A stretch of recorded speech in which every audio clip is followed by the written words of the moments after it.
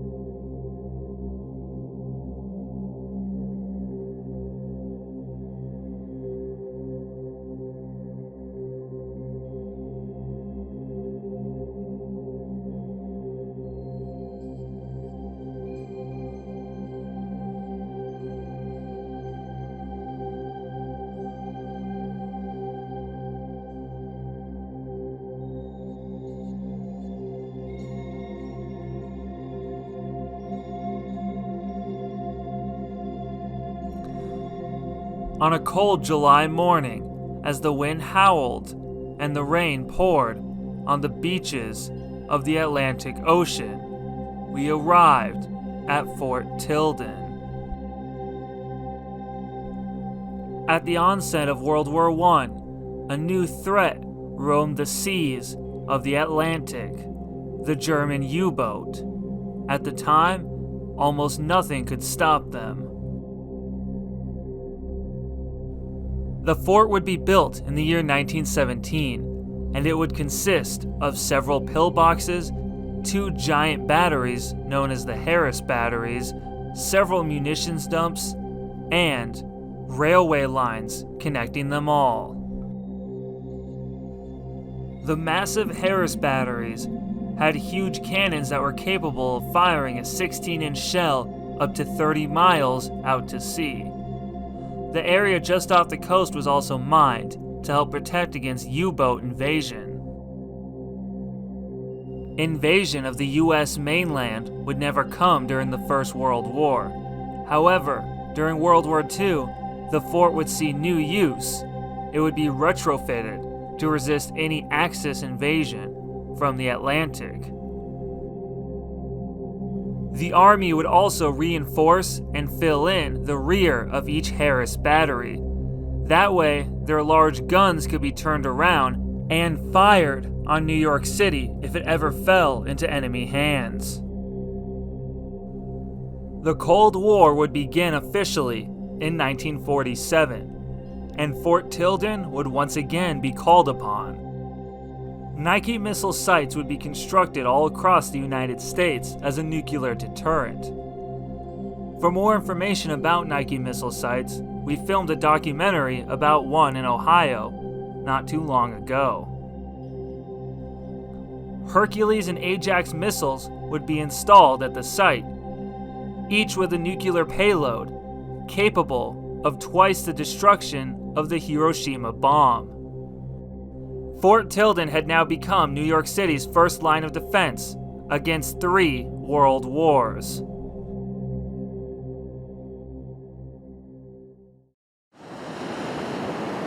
There's the ocean, and there is Battery Kessler, one of the many bunkers of Fort Tilden.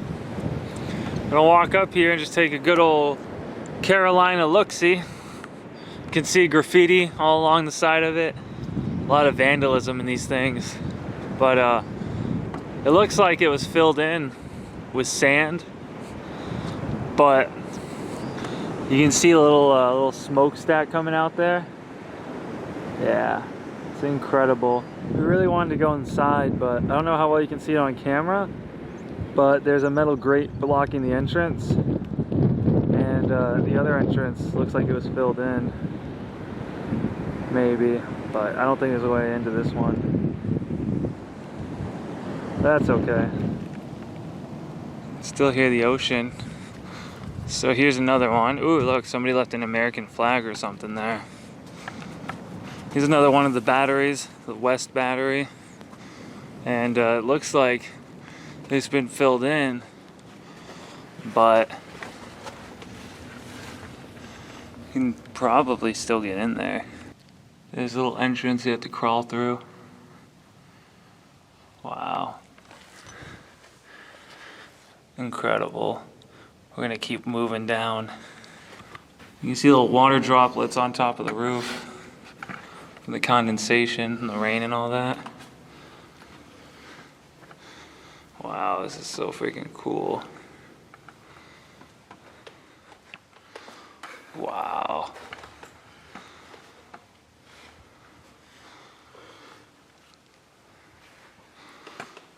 So this side faces the water.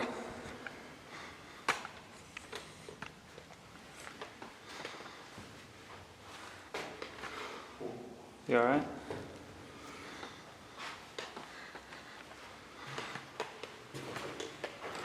Oh, yeah, it's like metal sheeting. Ooh, I can go in here.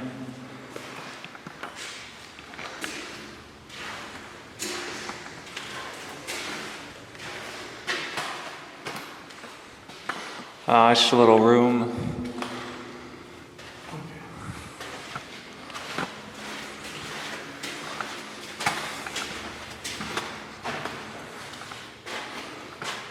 Amazing. Gotta step on this metal thing here. A whole lot of graffiti in here. You can see on the other end there, it's caved in. That's probably another entrance that's completely filled in. If you look down here, ooh, and you can look over there, you see how spooky that is? Yeah.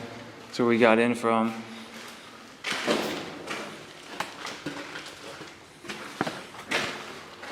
Wow.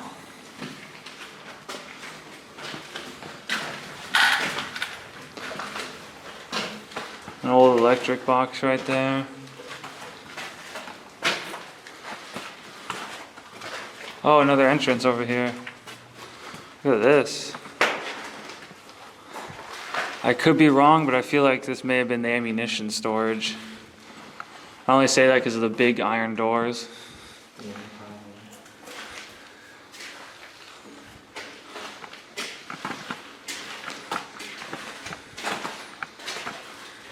wow. And then right here, we have, oh, stairs leading down. Looks like there's another entrance right here. Little outlet. Well, barely an entrance. And then these stairs lead down. Oh, these are like new stairs. There's not much in this room. They're wood. Man, this is really freaking cool. Oh, there's a drop off there. I didn't even notice that. Oh, that goes down pretty far. Nah. I was not walking in the middle of the hallway because of that. I was trying to walk on the sides. Oh, this is pretty cool. I'm glad we got into one of the batteries. This is the West Battery. And then we're back on the outside. Look at that. The rain's starting to stop. Sun's coming out. It's nice.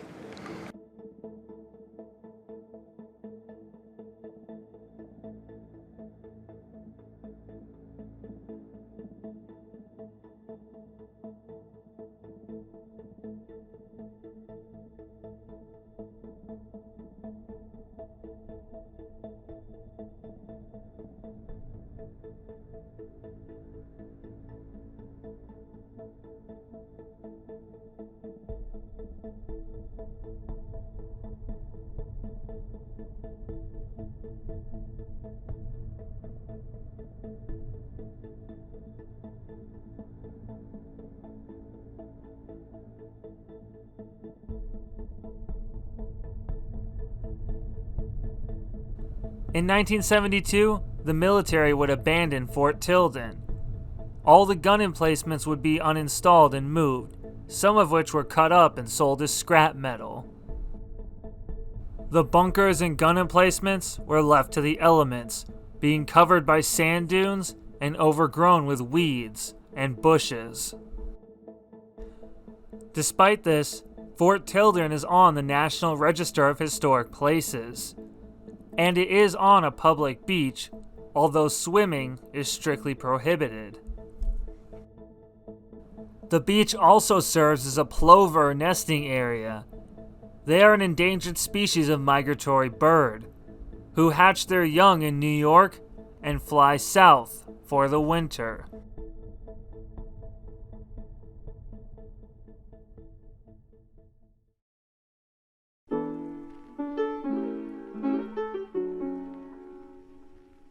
Fort Tilden is a reminder of wars that never came to U.S. soil.